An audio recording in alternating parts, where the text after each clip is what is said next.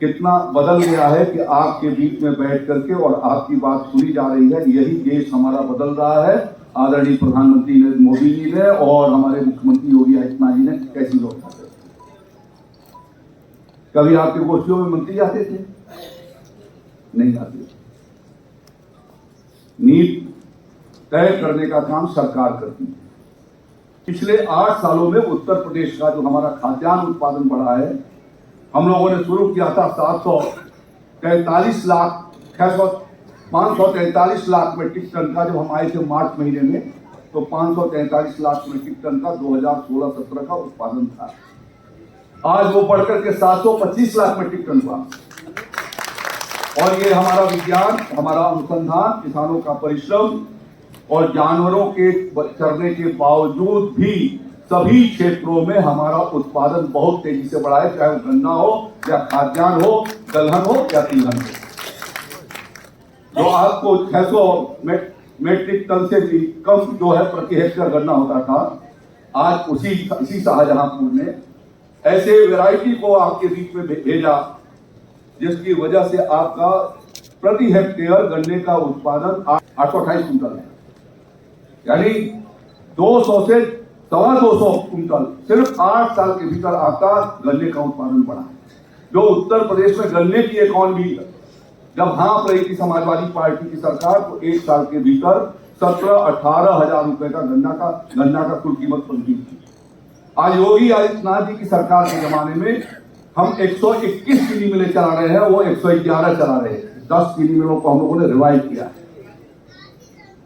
और आज 34,000 से लेकर के 35,000 करोड़ रुपए तक का गन्ना मूल्य 1 साल में बन रहा है। यह किसानी के क्षेत्र हो रहा है और आप ही ने गिराया है। मैं आप जब बोल रहे थे तुरंत मैंने लखनऊ से आंकड़े मंगाए। इस साल अभी तक जो गन्ना अब तक गिराई जा चुकी है, यानी कल तक 34,892 करोड़ रुपए का गन्ना मूल्य होता है और उसमें से 29,903 करोड़ रुपए का कल तक भुगतान हो गया है, जो 85%। 3 साल 4 साल आपको इंतजार करना पड़ता था, इसलिए आप क्या कर रहे हैं। हम लोगों ने जो अभी जो व्यवस्था बनाई, 10 जिले ऐसे हैं जिन 10 जिलों के भीतर 100% और कुछ जनपदों के भीतर 105% भुगतान हो चुका है। जो मिले चल रही है अभी कुछ जगहों पर, तो वहां पर एडवांस पेमेंट हो रहा है। मांग उठती थी कि 14 दिन पर हमें ब्याज दीजिए। हमारी लगभग 40 चीनी मिले हैं जो 100% भुगतान 9 दिन के भीतर कर रही है। ये बदलाव हुआ है योगी जी और मोदी जी के सरकार का। और इसके भीतर जो हम लोगों ने वैरायटी दिया है, आपको समय पर इनपुट उपलब्ध कराए हैं, फर्टिलाइजर उपलब्ध करवाया है, गोष्ठियां कराई हैं, बीजों को तैयार करके आपको दिया जा रहा है। आपको टंच विधि से लगाने के लिए कहा गया, पौधों की दूरी बढ़ाने के लिए कही गई और उसके साथ साथ जो है अब जो है वो टिश्यू कल्चर से और आपको बट से जो है वो लगाने की बात कही गई। उसके पर यही अनुसंधान जिसकी वजह से गन्ना के क्षेत्र में इतना बड़ा बदलाव आया। और मैं देख रहा था बरेली मंडल की परिस्थितियों को और बदायूं का। बरेली मंडल में 16 चीनी मिलें हैं। 16 चीनी मिलों में से 10 चीनी मिलों का 100% पेमेंट हो गया। 6 चीनी मिले हैं जिनका अवशेष है। कुल आपका गन्ना मूल्य बना है 3,053 करोड़ रुपए का, जिसमें से 2,532 करोड़ रुपए का भुगतान हो चुका है, 82.94 लाख। और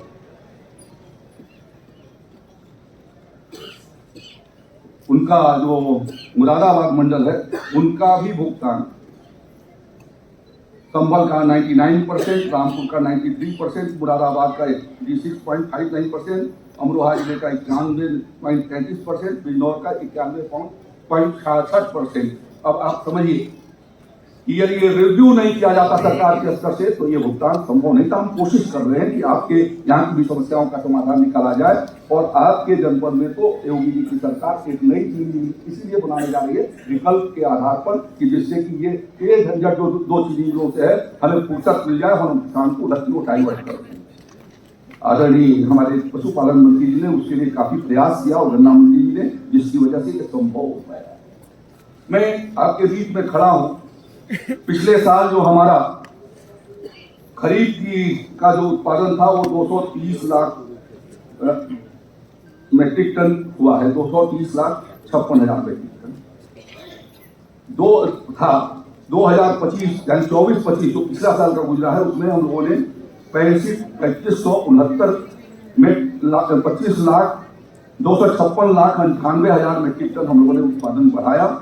ये सब आपके परिश्रम से हुआ है, जिसकी वजह से 26 लाख मेट्रिक टन हमारा उत्पादन बढ़ा। इस साल जो कृषि विभाग ने लक्ष्य रखा है वो 30 लाख मेट्रिक टन को पार करने का। अब मैं देख रहा था कि बरेली मंडल ने धान का आपने एरिया लगभग 40,000 हेक्टेयर कम किया और दलहन का आपने बढ़ाया है लगभग 50 या 60 या 100 के करीब जो है हेक्टेयर। तो आखिरकार जो कम किया गया उसमें कौन सी खेती हो? मैं इसलिए यहां पर खड़ा हूं कि हमको अपने खेत के किसी हिस्से को खाली नहीं छोड़ना है। मैं अपील करने के लिए आपसे खड़ा हूं कि हमारे प्रधानमंत्री जी ने बहुत साफ तौर पर जो 19वीं प्रधानमंत्री किसान सम्मान निधि की उन्होंने चर्चा किया, उसका एक दूसरा हिस्सा भी उन्होंने अपने संबोधन के भीतर ये कहा था कि मैं देखना चाहता हूं कि दुनिया के खाने वाले लोगों के थाली में, उनके प्लेट में भारत का कोई न कोई अन्न या कोई सब्जी फल वहां पर उपलब्ध। जिनको याद है कि हम किसान वाले रहा उठाइए, तो अभी बहुत दिन नहीं हुए, 4 महीना भी पूरे नहीं हुए हैं, हम कैसे भूल जाते हैं। इसका मतलब यह है कि प्रधानमंत्री जी ने देश के किसानों से आह्वान किया कि हमको सभी प्रकार की खेती करनी चाहिए। और इसलिए मैं आपसे विनती करना चाहता हूं कि सिर्फ धान और गन्ने के ही खेती से काम नहीं चलेगा। इसीलिए योगी जी की सरकार ने त्वरित मक्का विकास कार्यक्रम के माध्यम से धान का एक अल्टरनेटिव हमने खड़ा करने का प्रयास किया है और उसके लिए भी हम 50% अनुदान पर आपको बीज उपलब्ध करा रहे हैं। और यहां तक कि प्रति हेक्टेयर के भीतर 10,000, 15,000 और 20,000 जो स्वीट कॉर्न और बेबी कॉर्न लगाएंगे उनको 20,000 रुपए हेक्टेयर तक का अनुदान देंगे। और इसलिए जब हम यहां पर आते हैं तो नीतियों की चर्चा करने के लिए आते हैं, हमें कैसे अपने को आगे की ओर बढ़ाना है। दलहन और तिलहन की खेती को हम लोगों ने फोकस किया। उत्तर प्रदेश दलहन और तिलहन के रैंकिंग में 7वें 8वें नंबर पर था।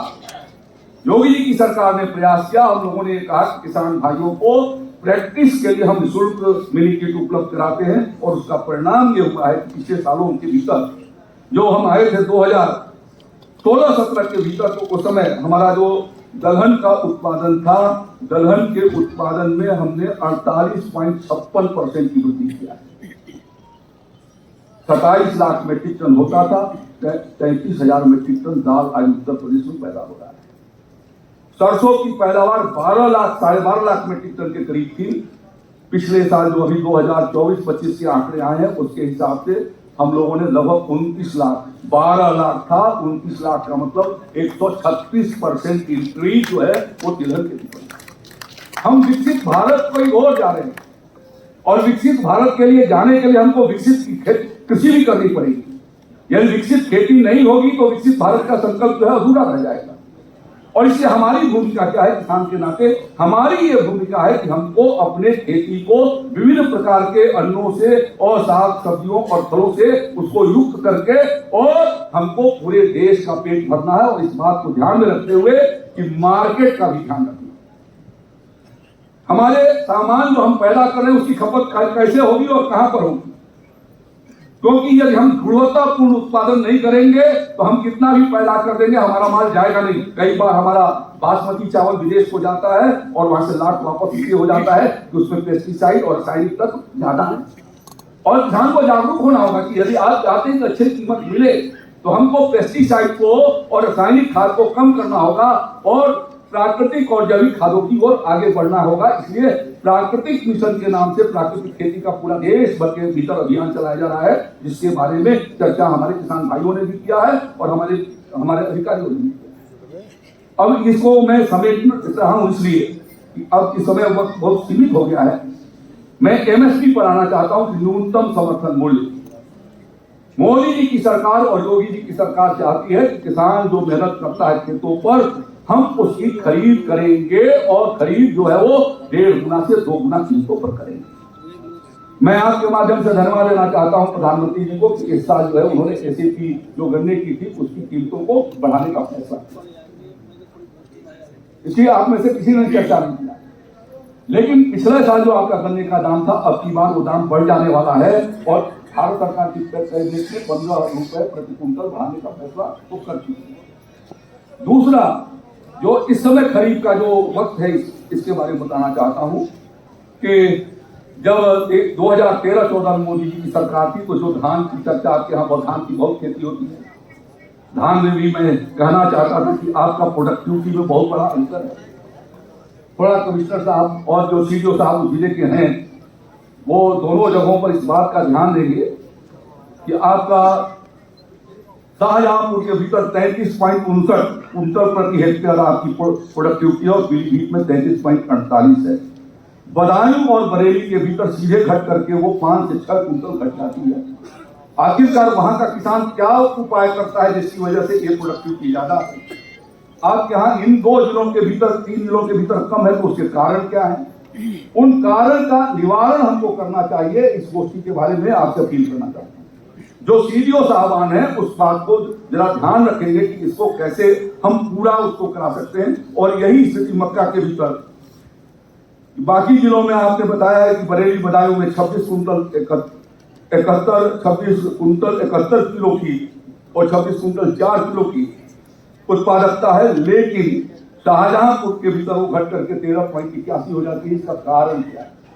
जो कारण है उसका समाधान निकाला जाना यह हमारे अधिकारियों की जिम्मेदारी बनती है। और मुरादाबाद के में भी रामपुर के भीतर जो धान की प्रोडक्टिविटी है वो शाहजहांपुर पीलीभीत से कम है। हमारे कृषि राज्य मंत्री जी का जनपद है, बहुत अच्छे किसान हैं, सरदार जी हमारे बैठे हुए हैं, वो एक बहुत प्रगतिशील किसान है, अनेक प्रकार की खेतियों को करते हैं और उसमें विशेष रूप से संभल और बिजनौर बहुत अच्छा, यानी लैंड वाइज यदि कहा जाए कि वहां की जो जमीन की जो उर्वरा शक्ति है वो बेहतर है, लेकिन वहां पर आखिरकार प्रोडक्टिविटी क्यों कम?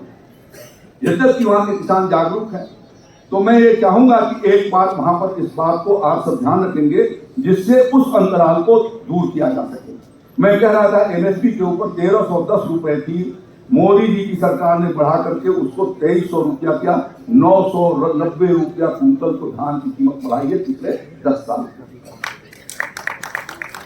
लेकिन ज्वार की कीमत बढ़ाई है 1871 रुपए, जो 2 गुना से भी ज्यादा है। तो वो कम लागत के भीतर, कम पानी के भीतर, कम फर्टिलाइजर के भीतर यदि हमको बेहतर कीमत मिलती है तो उस विकल्प को हम क्यों नहीं अपनाएं? और इसलिए क्योंकि खरीद की कोशिश हो रही है तो इसलिए इसकी चर्चा कर रहा हूं। 1310 रुपए मक्के का दाम था, पिछले साल 2225 रुपया एमएसपी तय किया और हम लोगों ने तय किया उत्तर प्रदेश में योगी आदित्यनाथ की सरकार ने कि इन सभी फसलों की खरीद जनपदों में ज्यादा पैमाने पर होगा। हम एमएसपी पर खरीद करेंगे, किसान को भटकने नहीं देंगे। और इसलिए जो हमारे कमिश्नर साहब और सीडीओ साहब दोनों से मेरा आग्रह होगा कि आप सब इन फसलों का जो आपके यहाँ के मेन क्रॉप है, यदि वो पैदावार होते हैं तो उनके क्रय केंद्र को ले जाने के लिए आप जो हमारे प्रमुख सचिव के पास भेजिए। हम लोग उसको सुनिश्चित करेंगे कि वो क्रय केंद्र चलाए जाए और किसान को बिचौलियों से मुक्त किया जाए। यह योगी आदित्यनाथ की सरकार का यह संकल्प है, उसे आप मुक्त करने में हमारी मदद करेंगे। मूंग की कीमत 4500 रुपए थी, उसको बढ़ा करके 8662 रुपए किया, 4182, 100% से ज्यादा मूंग की कीमत बढ़ाई। अभी जो खरीफ का अभी एमएसपी नहीं, इस साल की निर्धारित हुई है, पिछले साल की एमएसपी बता रहा हूं, आएगी तो और दाम बढ़कर के आएंगे। तो इसलिए किसान मूंग के भी विकल्प को पकड़े। ये जो गन्ने के भीतर जो 40-42 इंच का जो अंतराल है दोनों क्यारियों के बीच में, उस अंतराल के भीतर हम मूंग की खेती कैसे कर सकते हैं? उड़द हम लगा सकते हैं, मक्का भी उसके भीतर कर सकते हैं, सब्जियों को भी उगा सकते हैं, भिंडी लगा सकते हैं, हम उसके भीतर लौकी भी लगा सकते हैं और भी उस प्रजाति के चीजों को लगा सकते हैं। किसान को उस जमीन का विभिन्न प्रकार से उपयोग यदि करता है तो सिर्फ दलहन की खेती ही आपके सॉइल के कंडीशन को इंप्रूव करना शुरू करेगी। जो ढांचे की बात कर रहे हैं, ऐसा अभी बताया हमारे एमडी बीज निगम ने कि इस साल घंटे का बीज हम लोगों ने खरीदा है 145 रुपए के रेट से सरकार खरीदती है। अब हम यदि लगाएंगे ही नहीं तो बीज पाएंगे कहां से?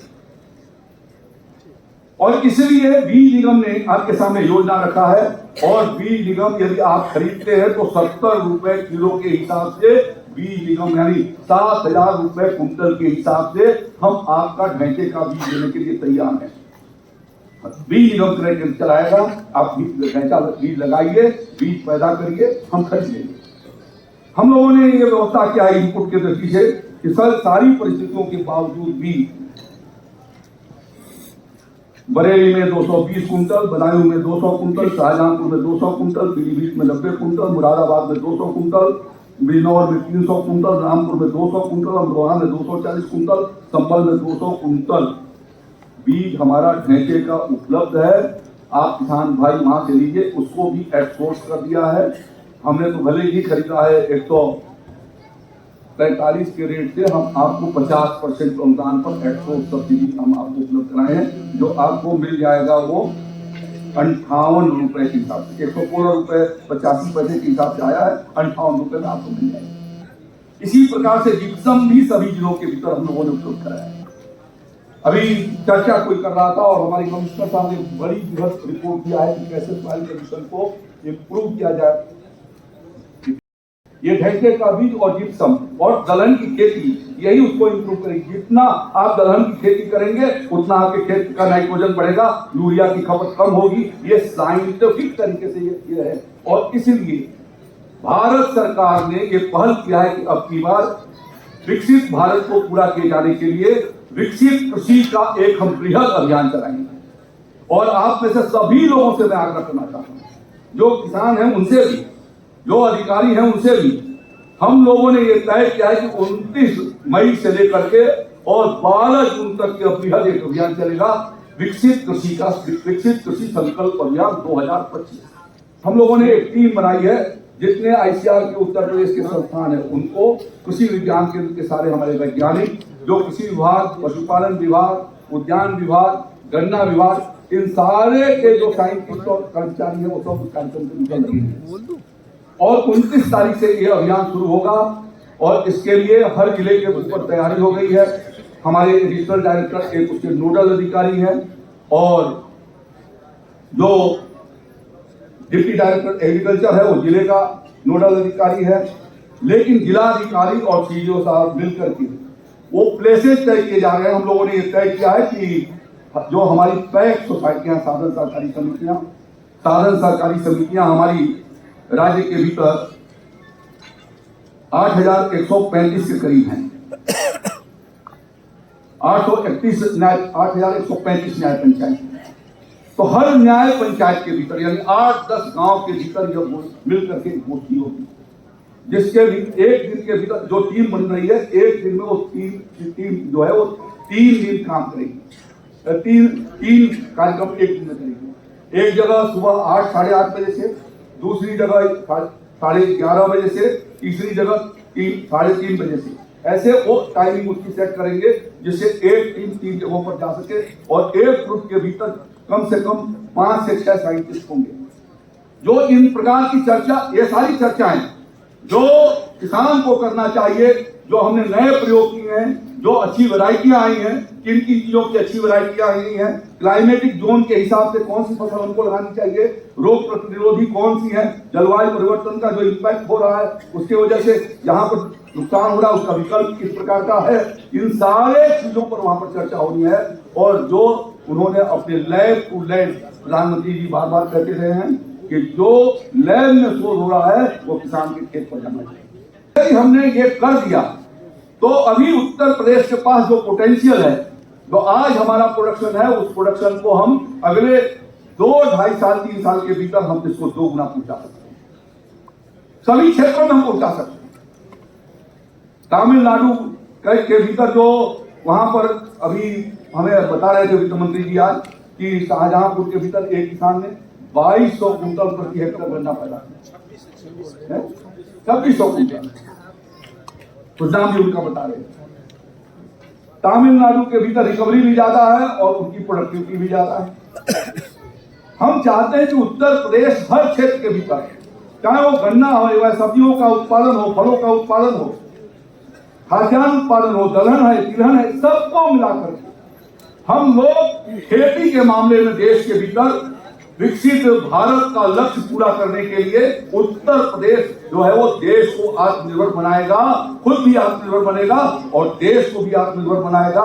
खाद्यान्न में, दलहन में, तिलहन में, दूध उत्पादन के भीतर, बागवानी के भीतर, यह उस लक्ष्य को लेकर के इस अभियान को आप सबका पूरा सहयोग मिले। जो किसान भाई अपने गांव में जाएंगे, किसानों को बताएंगे, 400-500 की संख्या में कम से कम उनके साथ संवाद हो और इस अभियान के अंतर्गत पूरे देश भर में लगभग 1.5 करोड़ किसानों से सीधा उनके गांव के भीतर, उनके खेत पर संवाद होने वाला है। इस महत्वपूर्ण कार्यक्रम में हिस्सेदारी बताइए, ये निवेदन करते हुए मैं अपनी बात को समाप्त करता हूँ। बहुत बहुत धन्यवाद। जय भारत, जय श्री राम।